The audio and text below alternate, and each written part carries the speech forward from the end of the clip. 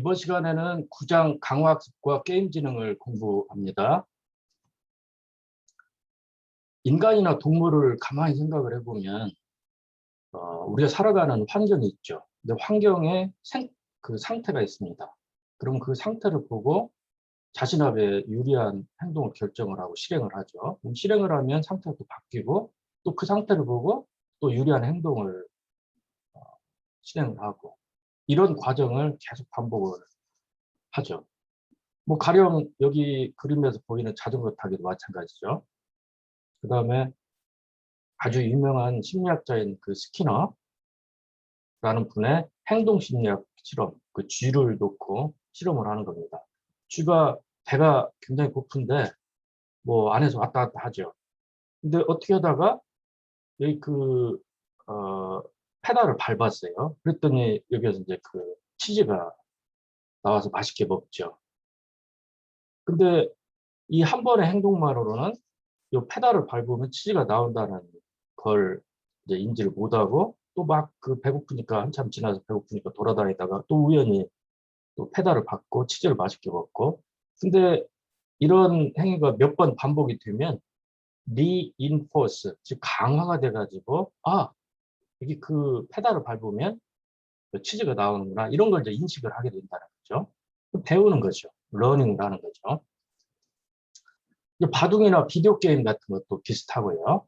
그래서 이런 모든 예제들이 행동을 하고 환경이 상태 변화가 일어나고 보상을 받고 또 보상을 보고 또 행동을 하고 상태 변화가 일어나고 보상을 받고 이런 이제 학습 사이클을 반복을 한다는 거고요.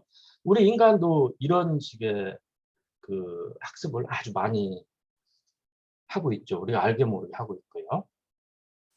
그렇다면 이제 컴퓨터도 즉 인공지능도 이런 방식으로 학습을 할 수 있을까? 이제 이런 그 질문을 던져볼 수가 있고요. 근데 지금 우리가 앞에서 배운 뭐 다층 퍼셉트론, 뭐 깊은 다층 퍼셉트론, 컨볼루션 신경망, 순환 신경망은 사실은 이런 사이클을 유지를 하면서 학습을 하는데 적절하지가 않죠. 그래서 대안으로 나온 게 이제 우리가 구장에서 배우는 강화학습, reinforcement learning이고요.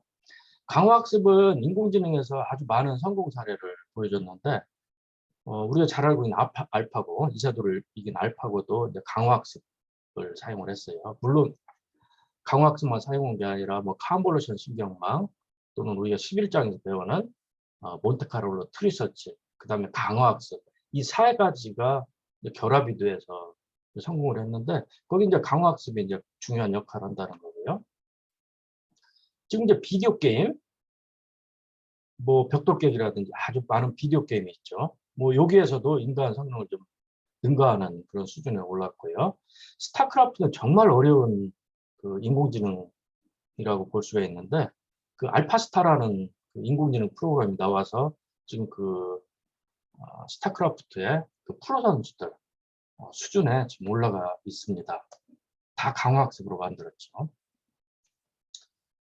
자, 이제 9.1절에서는 강화학습의 원리와 응용해서 어떤 기초적인 것들을 공부를 할 예정인데요. 아까 얘기한 대로 뭐 알파고라든지 스타크래프트가 알파스타, 그다음 로봇, 자율주행차 이런 데서 많이 쓰이고요. 이제 9.1절에서는 실제 문제를 가지고 이제 강화학습을 설명을 하는데 맨 앞에서는 다중 손잡이 밴딩 문제라는 아주 단순한 문제를 가지고 강화학습 기초를 공부를 하고요. 그 다음에는 그 오픈 AI 재단이 짐이란 라이브러리를 소개하는데 이 짐이 굉장히 그 다양한 문제를 제공을 합니다. 그래서 이 문제를 가지고 이제 우리가 프로그래밍도 하고 그러는데 짐을 소개를 할 거예요. 먼저 이제 다중 손잡이 밴딩 문제는 멀티암 밴딧 프로그램이라고 영어로는 하고요. 지금 여기 이제 그 예시로 5개 그 머신이 있는데 다 승률이 달라요. 어떤 건 승률이 높고 어떤 건 아주 낮아요. 근데 그 처음에는 모르죠. 어떤 게 승률이 좋은지를요. 그래서 일부를 1달러를 넣고 손잡이를 당기면 그냥 기계가 1달러를 먹어버리든지 내가 1달러를 잃는 거죠. 또는 2달러가 튀어나와서 실제로 내가 1달러를 따는 셈이 되는. 그래서 1달러를 잃거나 따거나. 근데 이제 승률이 정해져 있기 때문에 승률이 높은 거라면 딸 확률이 높고 승률이 낮은 거라면 잃을 확률이 높고 이렇게 되고요. 지금 여기 이제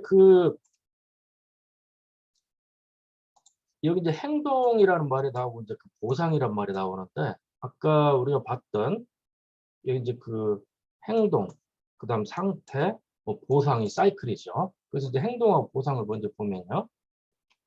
이 경우는 행동은 손잡이 1, 손잡이 2, 손잡이 5까지예요. 어떤 손잡이를 당길 건지가 이제 행동에 해당이 되죠. 좋은 행동을 계속 취하면, 즉 승률이 높은 손잡이를 계속 당기면 돈을 많이 따는 거고, 그렇지 않으면 이제 잃는 거고 그런 거죠. 보상은 마이너스 1, 잃는 거예요. 그다음 또는 플러스 1, 따는 거죠. 이제 두 가지 값을 가지고 있다는 거고, 이 다중 손잡이 밴딩 문제는 행동, 상태 변화, 보상 학습 사이클에서 이 상태가 없는 그런 문제가 되겠습니다. 내가 어떤 행동을 취함으로써 그 승률이 변한다고 그러면 상태가 변한다고 볼 수가 있죠. 근데 지금 요 문제에서는 한번 고정된 승률은 그대로 계속 유지가 되니까 상태 변화가 없는 그런 문제라고 보면 되죠. 자, 우리가 어떤 정책이 있어야 되는데 행동을 선택을 하려면 정책이 있어야 되는데 영어로 이제 폴리시죠. 이제 양극단의 정책을 생각을 해보면 두 가지가 있는데 하나는 탐험형, 영어로 이제 exploration, 폴리시죠. exploration은 뭐 여기저기 다녀보는 거죠. 막 히말라야도 가보고, 막 킬리만자로, 백두산도 가보고, 모악산도 가보고, 한라산도 가보고, 뭐 이런 거죠. 랜덤하게. 그래서 이 5개 머신이 있으면 그냥 랜덤하게 골라서 그냥 막 당기는 거죠. 아무 어떤 전략이 없어요. 이제 이런 것들을 우리가 탐험형 정책 이렇게 부르죠. 그 다음에 그 반대 끝에 있는 건 뭐냐면 뭐 한 10번 또는 한 뭐 15번, 뭐 20번 정도를 시도를 해봐요. 근데 해봤더니 뭐 두 번째 게 가장 좋더라. 이러면 그때까지 어떤 결과를 믿고 그 다음부터 계속 두 번째 것만 당기는 거죠. 이제 이런 방법이 그 탐사형, 익스플로이테이션이죠. 어느 지역을 몇 번 해봤더니 여기가 그 석유가 나올 가능성이 제일 높아 보여요. 확신 없어. 높아 보여, 확률적으로. 그러면 다른 데는 안 들여다보고 거기만 계속 깊숙하게 뚫고 들어가는 거죠. 그래서 이제 익스플로이테이션, 탐사형 정책이라고 부르죠. 물론 한 뭐 1, 20번 해봤을 때 정말 2번 손잡이가 확률이 높았는데 그걸 찾아냈다고 그러면 아주 운이 좋고 많이 따겠죠. 근데 사실은 예를 들면 4번이 더 좋았는데 20번 하는 동안에 우연히 두 번째가 높은 승률을 보였다고 그러면 이거 완전 낭패가 되는 거죠. 그래서 결국은 이제 둘 사이에 밸런스, 균형이 중요한데 쭉 플레이를 해서 현재까지 높은 확률 보인 손잡이를 더 자주 당기는 것은 당연한 거예요.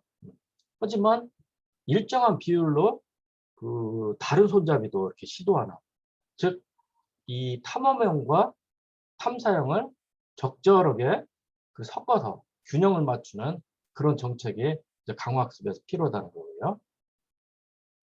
사실 그 에피소드가 충분히 긴 경우는 해법이 단순해요. 예를 들면 막 돈이 엄청나게 많고 시간도 많아서 한 만 번을 이렇게 해봤어요. 그러면 상당히 높은 확률로 알아낼 수가 있죠. 그래서 그렇게 했더니 두 번째가 10,000번 했는데 가장 높더라 그러면 꽤 믿을 만한 거죠. 그러면 그때부터는 이제 2번 손잡이만 당겨도 상당히 가능성 높게 돈을 딸 가능성이 높죠. 근데 문제는 세상이 그렇게 단순하지 않다는 거예요. 뭐 주인이 수시로 확률을 바꾼다든가 또는 돈과 시간이 충분히 나눠서 주머니 수 100불밖에 없어요. 그러면 그 100불만 가지고 그 최대한 그 승률을 높이는 그런 어떤 똑똑한 전략이 필요하죠. 자, 랜덤 정책, 즉 요 탐험형이죠. 랜덤 정책을 한번 구현을 해보자. 그래서 암스 프로피트는 이제 그 확률을 0.4, 0.1, 0.5 이렇게 했어요. 이게 이제 가상으로 한 거죠. 그래서 이 보면 0.6이 이제 가장 높네요. 만약에 우리가 이걸 알 수 있다 그러면 네 번째 손잡이만 계속 당기면 되는 거죠. 근데 이건 이제 감춰져 있는 거예요. 몰라요. 그 다음에 이제 그 손잡이 개수를 알아내고 10,000번 시도를 하겠다. 그 엔트라이에 저장을 해놓고 그 다음에 이제 풀 밴딧이라는 함수를 선언을 하는데 그 핸들, 그러니까 몇 번째 손잡이인지를 받는 거죠. 자, 여기서 랜덤점 랜덤에서 0에서 1 사이에 난수를 생성해서 Q에다 저장하고요. Q가 암스 프로피트 핸들. 예를 들면 네 번째 핸들 같으면 0.6이 되겠죠. 0.6보다 작으면 1을 리턴하고 그러지 않으면 마이너스 1을 리턴하고. 그러니까 그 승률에 따라서 그 일부를 따는 것을 시뮬레이션 하든지 마이너스 1을 해서 일부를 잃는 걸 시뮬레이션 하든지 그런 그 함수죠. 풀 밴딧이요.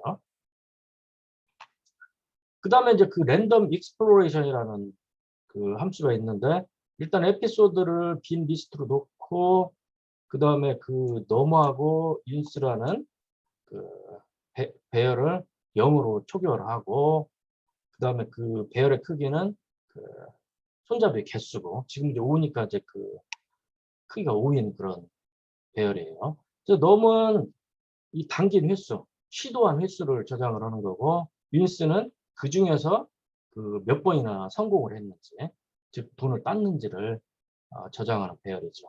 그래서 for i는 in range and trial 해가지고 trial 아까 그 만으로 났죠.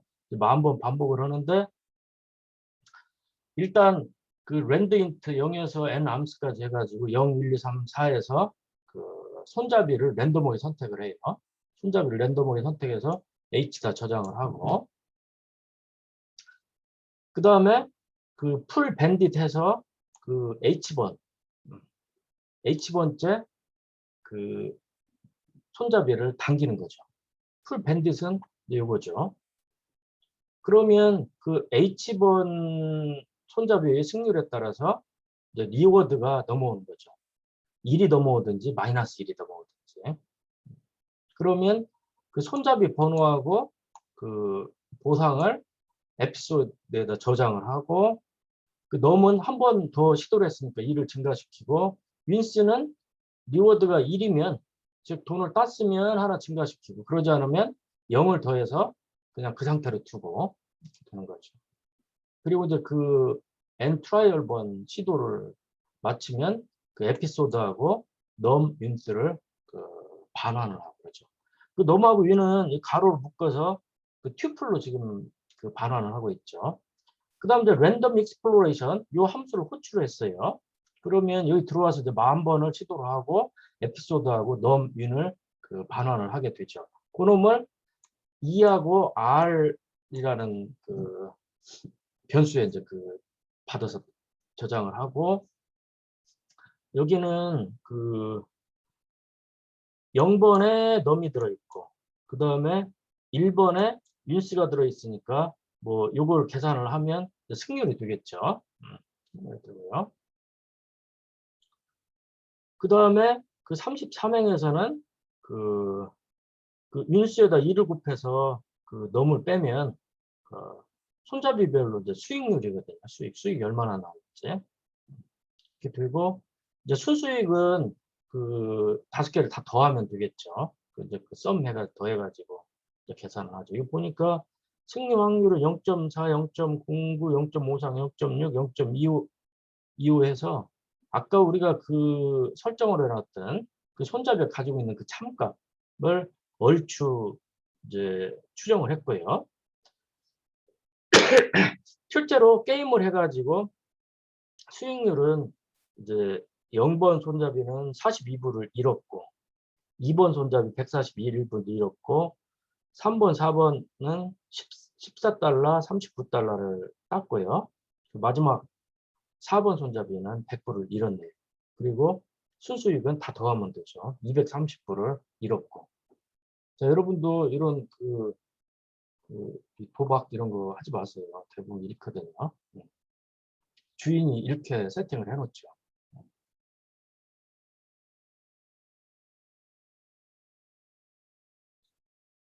자, 지금은 이제 랜덤 정책을 썼는데 아무 전략이 없는 거예요.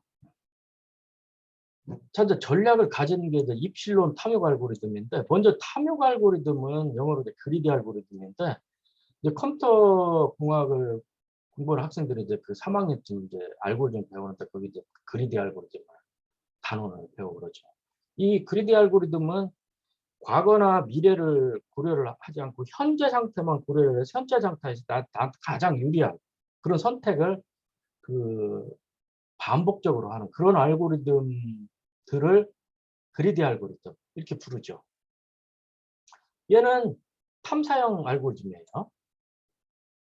입실론 탐욕은 역시 탐사형 그 탐욕 알고리즘이에요. 근데 입실론이란 말이 붙어 있죠. 그래서 그 기본적으로는 탐욕 알고리즘인데 입실론 비율만큼 탐험을 적용을 해요.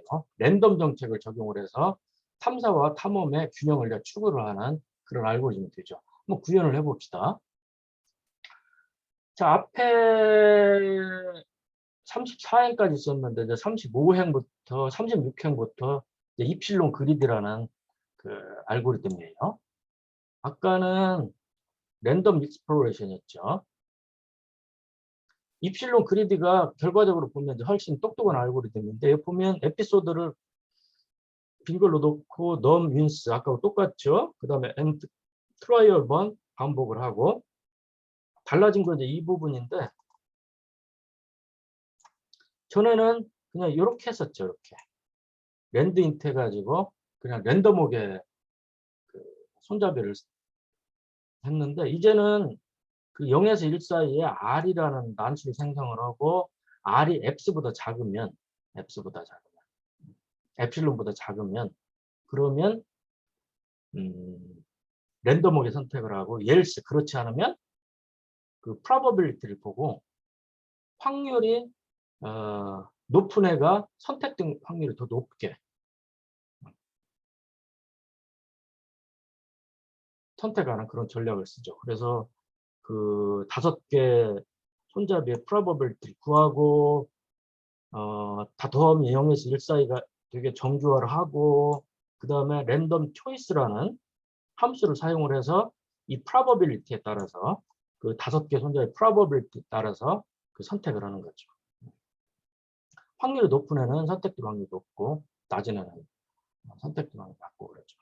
그래서 이제 H라는 손잡이 번호를 랜덤하게 하든지 여기 이제 그 확률적으로 하든지 해서 이제 결정이 되면 그 다음에는 이제 그 풀 밴딧 하고 어펜드 하고 넘을 증가시키고 뭐 리턴하고 이건 똑같습니다. 그리고 여기에서 엡실론 그리드 호출해서 0.1로 뒀네요. 엡실론을. 그러니까 그 10번에 한 번 정도는 랜덤하게 하고 9번은 그 손잡이의 확률 그때까지의 그 승률 추정한 승률로 선택을 하는 그런 전략을 쓰고 있죠.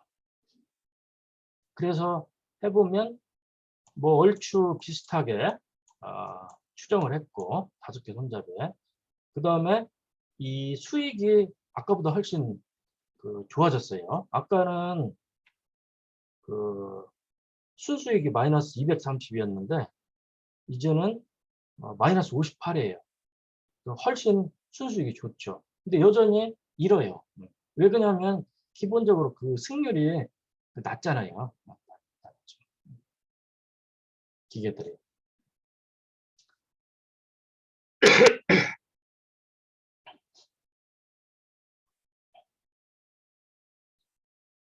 자, 다중 손잡이 밴딩 문제에서 그 몬테카를로 방법을 쓰고 있는데 몬테카를로 방법은 현실 세계의 현상 같은 게 있어요. 또는 수학적 현상이 있는데 그 난수를 생성을 해서 시뮬레이션은 기법을 통칭을 해서 이제 몬테카를로 방법이라고 그러고, 이제 이런 식으로 몬테카를로 방법을 정의를 하면 우리가 금방 봤던 랜덤 익스플로레이션, 그 다음에 엡실론, 그리디 함수 다 몬테카를로 방법이에요. 왜 그러냐면 난수를 생성해 가지고 뭔가를 시뮬레이션 하죠. 여기도 마찬가지로 이제 그 난수를 생성해서 하고 있죠.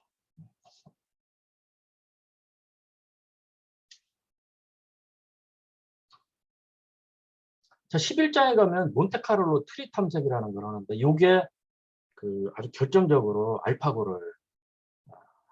알파고가 이세돌을 이기는데 공헌을 한 그런 트리 탐색 알고리즘이에요. 얘도 몬테카를로 방법을 쓰고 있어요. 11장 가서 공부를 해보기로 합시다. 그 다음에 9.1.2절은 오픈 AI 재단이 제공해준 짐 라이브러리를 소개를 하는데, 아주 많은 다양한 아주 클래식한 문제들이 많아요. 그러니까 그 딥러닝이 생기기 전에도 강화학습이 있었는데, 그때 많이 풀었던 문제들이 이제 카트폴 문제, 뭐 마운틴 카 문제, 뭐 패치 슬라이드 이런 문제고, 이 아타리 게임 이런 것까지는 그때 이제 시도를 못했죠. 근데 지금 이제 딥러닝하고 강화학습이 결합을 하면서 그 뒷부분에 이제 결합한 게 나와요. 그러면서 이 비디오 게임도 사람 성능을 능가하는 그런 성능을 좀 달성을 했다고 보면 돼요. 자, 이제 프로즌 레이크 문제도 있고요.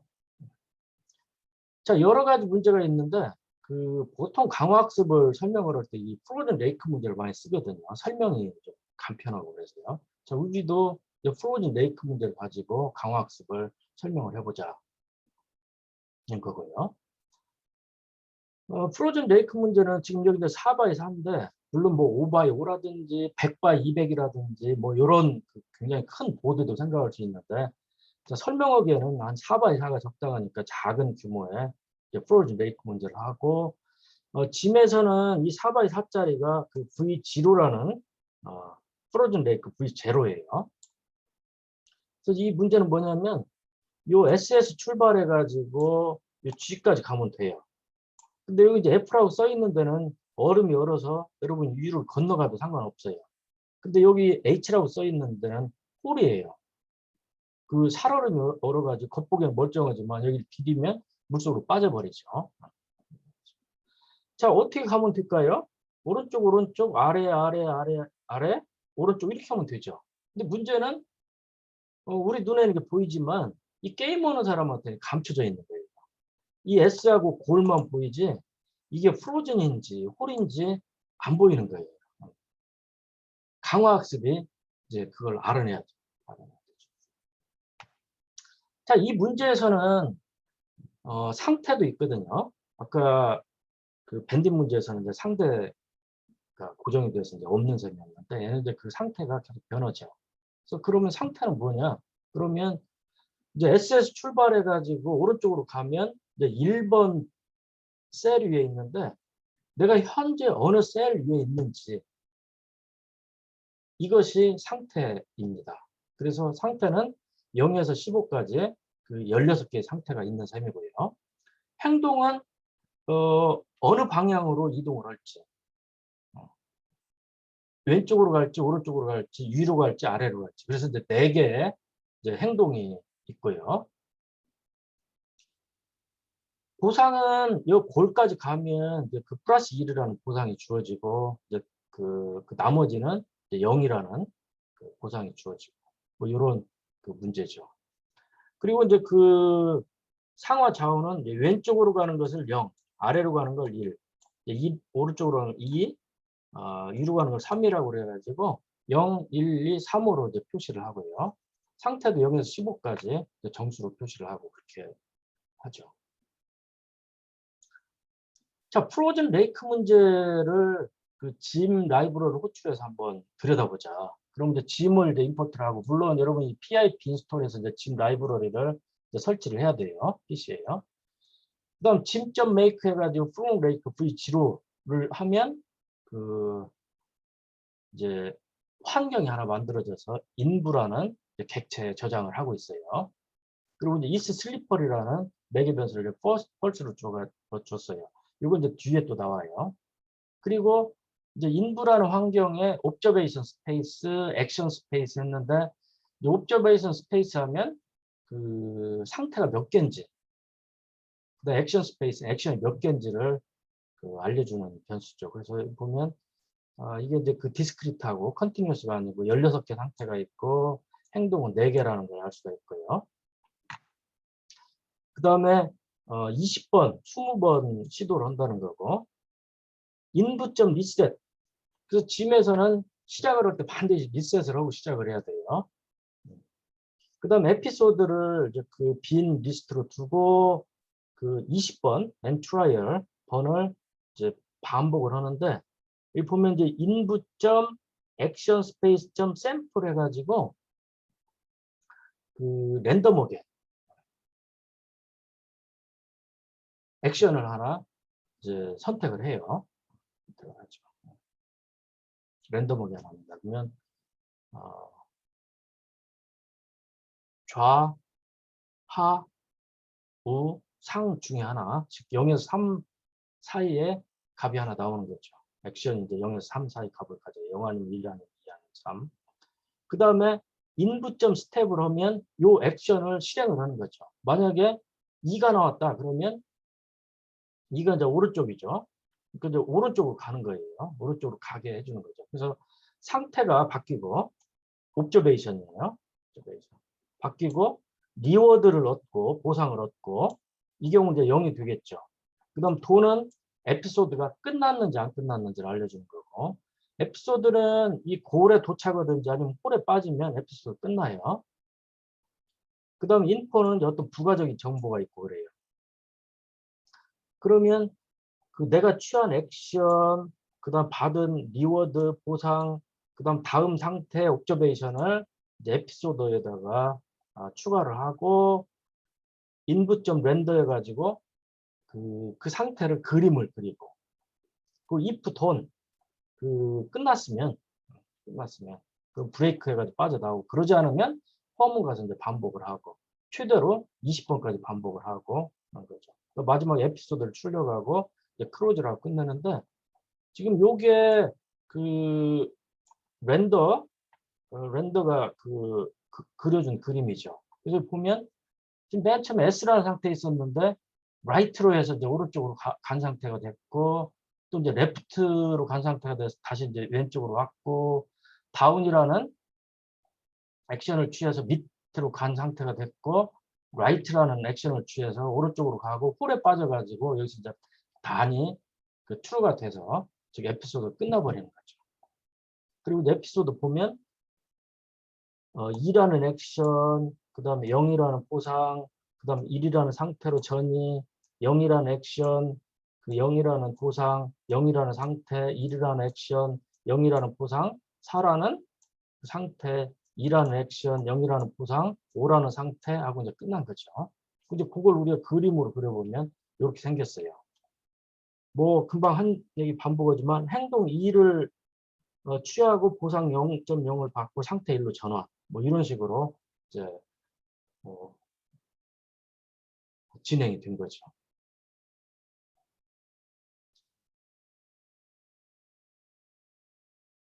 자, 우리는 지금 이게 이제 안 보이죠. 그 어디가 이제 프로즌이고 보이는지 모르니까 이제 계속 여러 번 반복을 하면서 이제 그 어떤 전략을 알아내야 돼요. 그래서 여기서 전략이라는 것은 어떤 정책이죠, 정책. 내가 어떤 상태에서 어떤 액션을 취해야 나한테 유리한지를 알아내는 거죠. 그런 정책을 찾아내는 게 아주 중요합니다. 이제 그 마코프 결정 프로세스가 있는데 MDP라고 줄여요. 그래서 이게 이제 그 강화학습의 어떤 그 사이클인데, 에이전트는 정책을 갖고 있어요. 정책을. 그럼 정책에 따라서 행동을 취하고, 환경은 새로운 상태로 전이를 해주고 보상을 주고, 또 에이전트는 또 정책에 따라서 행동을 취하고 그 환경은 그 다음 상태로 전이시켜주고 보상을 주고, 이렇게 되죠. 이게 이제 사이클이 도는 거예요. 이 MDP는 문제가 주어지면 딱 정해져 있어요. 딱 정해져 있어요. 그러니까 어떻게 보면 이게 이제 문제라고 보면 돼요, 문제. 그러니까 그 앞에서 컨볼루션 신경망 또는 뭐 그 다층 퍼셉트론 할 때 그 데이터를 가지고 학습을 하잖아요. 그 데이터에 해당된다 이렇게 보면 돼요. 주어진 거예요. 정책은 학습이 알아내야 되는 거예요. 처음에는 정책이 정말 후져요. 어떤 행동을 취해야 좋을지를 모르니까요. 근데 이제 학습을 하면서 점점 좋아져 가지고 나중에는 그 최적의 정책으로 이제 수렴을 하는 거죠. 우리 앞에서 컨볼루션 신경망 이런 것들이 했듯이요. 그다음 상태, 환경, 보상은 상태는 그 S1에서 SL까지 있다고 그러고 행동은 A1에서 AM까지 있다고 그러고 보상은 R1에서 RM까지 있다고 그러고요. 다중순자의 밴딧은 잡아다니면 바로 보상이 나한테 주어지죠. 뭐 마이너스 1부라는 플러스 1을. 근데 프로즌 레이크도 그러고 바둑도 그러고 장기 이런 것들이 쭉 해서 에피소드가 끝날 때 그때 이제 그 보상이 주어지죠. 그래서 이제 그 문제에 따라서 즉시 보상도 있고 지연된 보상도 있고 대부분 이제 지연된 보상이 많아요. 자, 다중 손자의 밴딧 같은 경우는 상태가 없기 때문에 이제 공집합이고요. 그 다음에 행동은 어떤 손잡이를 당기느냐가 해당이 되고 보상은 1이냐 마이너스 1이냐고 프로즌 레이크는 상태는 0에서 이제 15까지 정수로 표현되고 행동은 0, 1, 2, 3이고 보상은 0 아니면 1이고 홀에 빠지면 0. 그 다음에 이 골 마지막 상태까지 가면 그때 이제 1이라는 보상을 받는 거죠. 그 다음 이제 상태 전이도 두 가지가 있는데 프로즌 레이크는 그 결정론적 그 상태예요. 그래서 내가 액션을 지금 S라는 상태에 있는데 액션을 오른쪽을 선택을 하면 100% 오른쪽으로 갑니다. 100%. 바둑도 마찬가지예요. 바둑도. 바둑도. 내가 어떤 그 점에 착수를 해야 되겠다 그러면 내가 거기다 두면 거의 100% 거기다 주는 거잖아요. 뭐 손이 미끄러져 가지고 뭐 확률적으로 뭐 한 5%는 뭐 다른 데 둔다 이런 일 없어요. 없죠. 근데 이제 스토캐스틱 환경이 있는데 이런 경우는 훨씬 어려워요. 예를 들면 여기서 이제 그 슬리퍼리라는 그 프로즌 레이크 문제는 슬리퍼리가 있는데 이거는 왜 추루로 놓으면 이게 이제 미끄러운 거예요. 바닥이. 이 바닥이 미끄러워서 내가 그 오른쪽 이렇게 했는데 일정한 확률로는 미끄러져 가지고 그 뭐 밑으로 내려가 버렸다든지 다른 데로 가는 그런 가능성이 있는 거죠. 그런 경우는 상태 전이 확률을 이런 식으로 표기를 해야 돼요. S라는 상태에서 액션 A를 취했을 때 S 다시로 갈 확률, 그다음 보상 R을 받을 확률. 그래서 이 S 다시가 항상 딱 그 하나로 정해지는 게 아니라 뭐 0.1 확률로는 뭐 3으로 가고 0.9 확률로는 뭐 4로 가고 이런 식으로 좀씩 다른 그 선택이 되는 뭐 그런 겁니다. 자, 이 책은 결정론전 환경만 다뤄요. 이 스토캐스틱 환경 훨씬 어려워요. 그래서 이제 이 책은 결정론전 환경만 다루고요. 자, 이제 9.1절을 마치고 이제 9.2절은 이제 퇴적 정책하고 이제 같이 함수인데,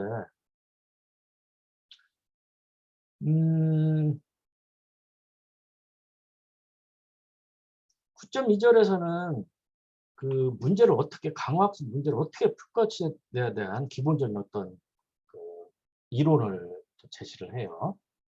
자, 일단 강화학습하고 지도학습 많이 다른데 우리 앞에서 해봤던 레이블을 주고 하는 지도학습 이것은 훈련 집합이 주어져요. 그래서 특징 벡터 Y 레이블 주어지는데 광학습에서는 그 환경 즉 상태 전후 확률 MDP죠. 그것이 주어지든지 또는 그 환경에 수집한 데이터가 주어지든지 그 에피소드의 집합이에요. 이런 걸 사용을 하고 그 지도학습의 목표는 신경망이 출력한 O하고 Y의 오차를 최소화하는 거고, 강화학습은 누적 보상을 최대화하는 거예요. 보상을 최대로 받는 거예요.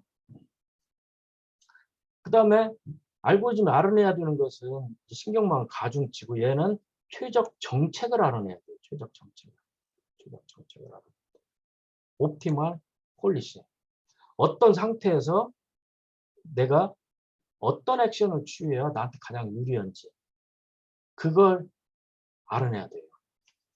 그 다음에 이제 품질을 평가를 해야 되는 손실함수가 이 가중치의 품질을 평가를 해주고, 이제 여기에서는 이제 가치함수가 어떤 정책의 그 품질을 평가를 해주죠. 학습 알고리즘은 이제 그 지도학습은 스토캐스틱 그레디언트 하강법이 SGD가 이제 가장 기본적이고, 이거 이제 변형으로 뭐 아담, 뭐 에이다그라드 이런 것들이 있었죠. 근데 여기는 이제 동적 프로그래밍, 살사, 큐러닝, 이제 DQN 등이 있어요. 그 뒤에서 나와요.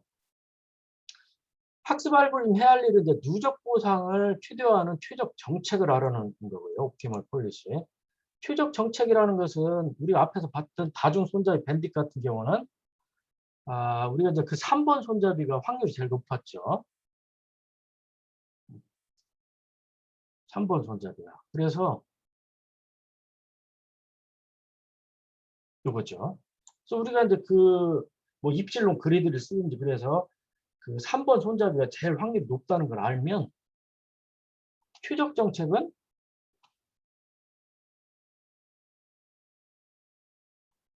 이거예요. 다른 건 다 확률이 0이고 이 3번만 1인. 즉 매번 그 3번만 당기는 거죠. 3번만. 그럼 돈을 많이 딸 수가 있죠. 프로즌 레이크에서는 예를 들면 S가 4일 때, 4일 때는 여기죠, 여기. 4일 때는 오른쪽으로 가면 안 돼요. 물 빨리 죽으니까 그 밑으로 가야 되죠. 밑으로 가야 되죠. 밑에 이제 1이니까 액션을 2를 취해야 돼요. 행동을. 그래서 그 4번 상태에서는 액션을 1을 취하는 것을 확률을 1로 두는 거. 그 나머지들은 다 0으로 두는 거. 이게 최적 정책이죠. 근데 이것을 이제 그 4번 스테이트에 대해서만 했는데, 이건 이제 그 스테이트가 16개니까 모든 스테이트에 대해서 그 정해야 되죠.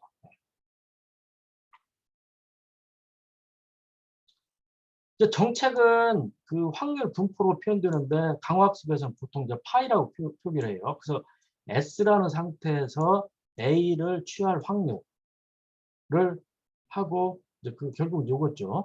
이제 파이로 이제 표기를 한다는 거예요.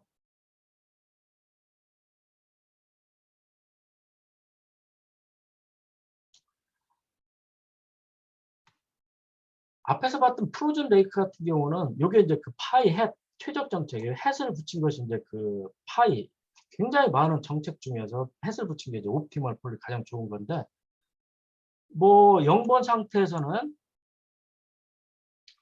그 아래로 가는 거, 아래로 가는 액션, 그 다음에 그 오른쪽으로 가는 액션이 0.0, 0.5, 0.5 확률로 하고, 이제 3번이나 0은 그 행동 0하고 행동 3은 그 확률이 0이고, 그 다음에 1이라는 데서는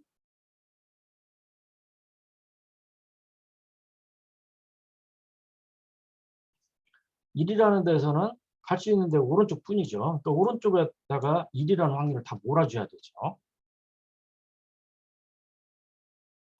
그래서 1이라는 확률을 2, 오른쪽으로 가는 데다 확률을 몰아주고. 뭐 요게 그 최적 정책이죠. 최적 정책. 강화학습이 알아내야 되는 것은 바로 요거예요. 최적 정책을 알아내야 돼요. 우리는 눈으로 보고 이렇게 쉽게 하는데, 이게 이제 그 4바이 4에 불과하고 그러니까 아주 쉽게 우리가 이제 눈으로 하는데, 이게 이제 1000바이 1000이 된다든지 뭐 이러면 그 눈으로 쉽게 할 수가 없죠.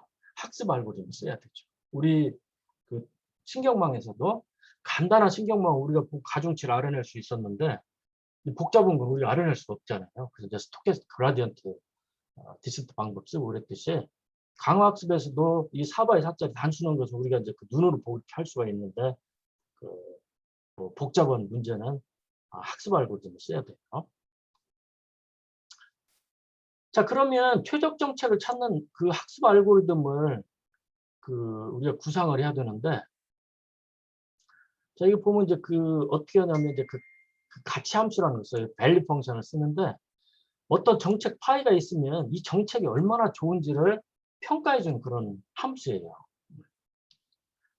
우리가 그 앞에서 봤던 손실 함수하고 비슷한 애죠, 가치 함수가. 그리고 학습 알고리즘이 해야 할 일을 정의를 하면 파이가 정책이 되게 많은데 이 가치 함수를 가장 최대화하는 그런 정책을 찾아내야 되죠. 그래서 아그맥스 파이 해가지고 그놈이 바로 파이 해시라고 표기를 하죠.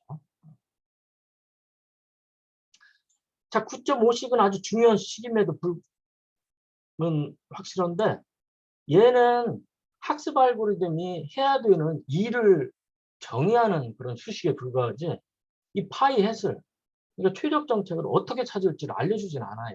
이제 그걸 우리가 구상을 해야 되는데, 자, 이제 9.6식부터 이제 그 방법을 이제 이렇게 찾아가는 거죠. 자, 어떻게 하냐. S라는 상태에서 그 가치함수 계산을 어떻게 할 거냐, 이런 문제인데, 여기 이제 expectation이라는 기대값 연산자가 나오는데, 뭐 많은 강학습 책에 이제 expectation 가지고 표기를 하는데, 우리는 그냥 시그마를 써서 훨씬 이해하기 쉽게 표기를 할게요. 이건 뭐냐면 이 S라는 상태에서 발생할 수 있는 모든 그 에피소드, S에서 출발하는 모든 에피소드 G에 대해서 그 에피소드가 발생할 확률에다가 그 에피소드가 제공해주는 그 보상, 누적 보상을 곱해가지고, 그러면 다 더하면 이 정책 파이에서 그 S라는 상태의 누적 보상액을 계산할 수가 있죠. 얼마나 좋은지를 알아낼 수가 있죠. 예를 들면 아까 우리가 봤던 이거 아까 봤던 게 아니네요. 자, 모든 칸에서 아래로 가는 거하고 오른쪽으로 가는 행동을 0.5 확률씩 나눠줘 가지고 이렇게 하는 정책을 파이 1이라고 하죠. 당연히 파이 1은 좋은 정책은 아니에요. 홀에 빠질 수 있으니까요. 자, 이런 정책이 있다고 그러죠. 좀 후진 정책이죠. 그랬을 때 그 가치 함수를 계산을 해보면 10이라는 상태에서 해보면 에피소드가 두 개가 있을 수 있어요. 그래서 오른쪽으로 가서 홀에 빠져버리는, 그리고 끝나는 에피소드, 아래로 내려간 다음에 오른쪽으로 가는, 그래서 이제 골에 들어가는 아주 기분 좋은 그런 에피소드가 있죠. 그래서 보상을 1을 받는 이런 게 있죠. 해보면 PG1, RG1 플러스 PG2, RG2 이렇게 하면 되고요. 실제 계산을 해보면 0.5가 나와요. 확률을 실제 대입을 하고 보상액을 대입을 하면 0.5가 나오죠. 뭐 이런 식으로 계산을 할 수 있다는 거예요. 자, 이 식은 실제로 이제 가치 함수를 계산할 수 있는, 즉 우리가 이제 이 문제를 풀 수 있는 어떤 아주 기초적인 실마리를 제공해 준다고 보면 되고요. 자, 그러면 최적 정책을 찾아야 되는데, 이제 가치 함수를 계산하는 방법도 우리가 찾았고, 그럼 어떻게 하면 되냐면, 우리 앞에서 했던 신경망 학습하고 비슷해요. 맨 처음에는 어떤 정책이 좋은지를 모르니까 정책을 하나 랜덤하게 하나 초기화를 해요. 그걸 이제 파이 1이라고 그래요. 뭐 가령 여기는 이제 0.5, 0.5 뭐 다운하고 라이트를 줬는데 랜덤하게 확률을 설정을 한다든지, 뭐 더우면 1이 2개만 하면 되죠. 뭐 이렇게 되는 거죠. 그렇게 초기화를 해가지고 그럼 이제 아주 후진 정책이 되겠죠. 그러면 파이1은 파이2로 계산하고 파이2를 파이3로 계산하고 계속 개선해 나가는 거예요. 개선해 나가. 그러면 결국은 가장 좋은 최적 정책 파이 해서로 수렴을 하죠. 우리 앞에서 신경망이 그 랜덤 넘버로 아주 그냥 초기값을 한 다음에 점점 좋게 만들어서 이제 수렴이 되게 좋은 신경망으로 수렴을 시키는 것처럼 비슷하죠. 자, 가령 파이1을 파이2로 바꿔보자. 그래서 아까 파이1이 아래로 내려가고 오른쪽으로 가는 걸 이제 0.5씩 줬던 그런 걸 10이라는 상태에서 1이라는 액션의 확률을 몰아주는 그런 정책으로 바꾸면 V5 10을 계산을 하면 1이 돼요. 1이 돼요. 아까는 0.5였죠. 즉, 이 파이2라는 정책이 파이1보다 더 좋다는 거죠. 자, 그러면 어떻게 파이1을 파이2로 만들고 또 파이2를 파이3로 만들어가고 뭐 이렇게 할 거느냐, 이제 이런 문제가 남아 있어요. 그 다음에 또 하나 이제 우리가 고민을 해봐야 될 게 뭐냐면 19.6을 우리가 계산을 해야 되는데 문제는 9.60을 계산하는 게 시간이 엄청 걸린다. 물론 우리는 여기서 10이라는 상태에서 뭐 에피소드 2개뿐인 걸 해가지고 그런데 이게 이제 1000×1000이 되고 크기가 그러면 이 에피소드가 무한정 많을 거 아니에요. 그 모든 에피소드를 다 알아내가지고 일일이 보상을 계산하고 곱해서 다 더해준다. 이게 이제 현실 세계에서는 굉장히 어려운 문제죠. 특히 바둑 같은 경우는 더더욱이나 가능하지 않죠. 그래서 이제 벨만 기대방정식이 등장을 하는데 벨만 기대방정식의 기본적인 아이디어는 뭐냐면 상태들이 서로 밀접한 관련성이 있다 이거예요. 예를 들면 프로즌 레이크도 이 1이라는 상태에서 갈 수 있는 데는 오른쪽 아니면 아래 2개뿐이라는 거예요. 그래서 1이라는 상태에서 갈 수 있는 것은 2 아니면 5. 2가지 상태뿐이죠. 이유 상태가. 여기서 갑자기 골 상태로 갈 수는 없잖아요.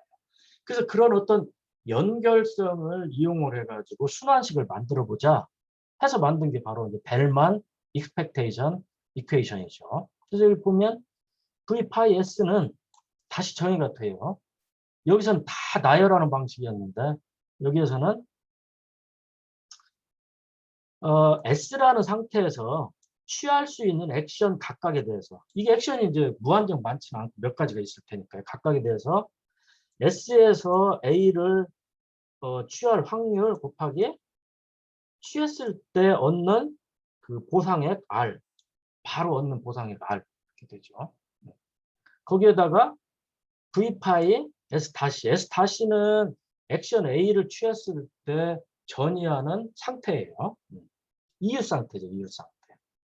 그래서 S라는 상태의 가치함수 값을 전이한 S 다시라는 이유 상태의 가치함수 값으로 이렇게 표현을 해서 순환식을 만들어 놓은 게 벨만 기대방정식이죠.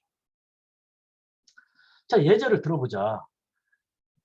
이제 6이라는 상태에서 이 상태죠. 이 상태에서 한번 계산을 해보면 에피소드가 G1, G2, G3에서 이제 3개가 있어요. 3개가 있죠. 그러면 우리 앞에서 봤던 9.7식, 아니 9.6식 다 나열하는 방식. 이것은 G1, G2, G3 이렇게 다 계산을 일일이 해야 돼. 다 더해줘야 돼요. 그랬더니 0.25라는 값을 얻었어요. 자, 벨만 기대방정식을 쓰면 어떻게 하냐. V5, 6는 6이라는 상태에서는 거기서 취할 수 있는 행동이 2하고 1뿐이니까 이 공식에다 집어넣으면 6이라는 상태에서 2를 취할 확률 곱하기 0이라는 보상을 받죠. 이 G 빼고는 다 0을 받으니까요. 그 다음에 V5, 7. 2라는 행동을 취하면 7이라는 상태로 이동하니까요. 그 다음에 또 1이라는 행동을 취하면 10으로 가니까 이런 방정식이 얻어지고, 그 7은 7로 가면 끝나버리잖아요. 그러니까 이제 0이 되고, 그 다음에 이제 v 파이1 10은 아까 우리가 계산해 놨던 값이 있죠. 여기서 예제에서 0.5였죠. 그놈을 이제 대입을 해보면 0.25가 나오죠. 즉 무슨 얘기냐면 6이라는 상태에서 가치함수 값을 계산을 할 때 9.60 모든 걸 나열해서 시간이 엄청 걸리는 방법으로 하는 거나 벨만 기대 방정식을 쓴 거나 같은 어떤 값이 됩니다. 그러니까 같은 그 값을 계산하는 그 두 개의 방정식인데 벨만 기대 방정식이 훨씬 시간이 적게 든다. 이런 얘기예요.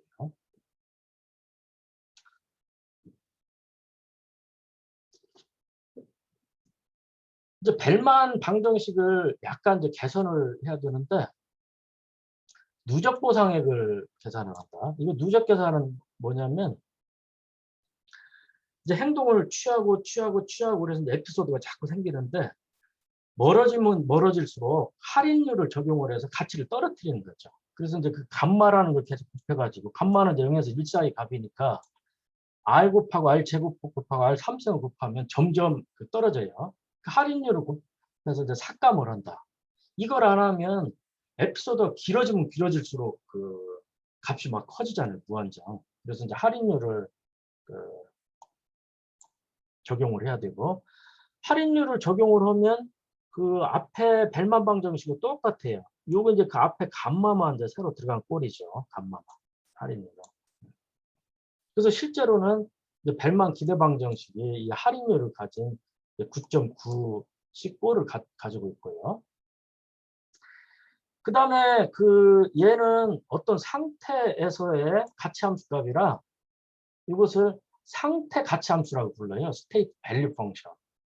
근데 실제로 우리가 나중에 이제 알고리즘을 구상을 할 때는 어떤 상태 S에서 A라는 행동을 취했을 때의 가치값, 그게 얼마나 좋은지를 측정해주는 가치함수가 필요하거든요. 이제 걔는 보통 강화학습에서 Q라고 표기를 하고요. 얘는 이제 이렇게 정의가 되고 이런 걸 풀어서 쓰면 이렇게 되죠. 이렇게 돼요. 그래서 자, 우리는 이제 상태 가치함수도 있고 행동 가치함수 두 개를 가졌어요. 그리고 이제 이걸 가지고 우리가 이제 실제로 강화 학습을 하는 알고리즘을 이제 개발을 해야 돼요. 그래서 9.3절에 동적 프로그래밍, 9.4절에 이제 학습 기반 알고리즘 이런 것들이 등장을 합니다. 자, 이번 시간은 여기까지 하고 마칠게요. 다음 시간에는 이제 강화 학습 중에서 가장 오래되고 또 지금 현재는 별로 안 쓰는 비율적인 그런 동적 프로그래밍 것도 공부를 다시 시작을 하겠습니다. 자, 오늘 수업은 이걸로 마칠게요.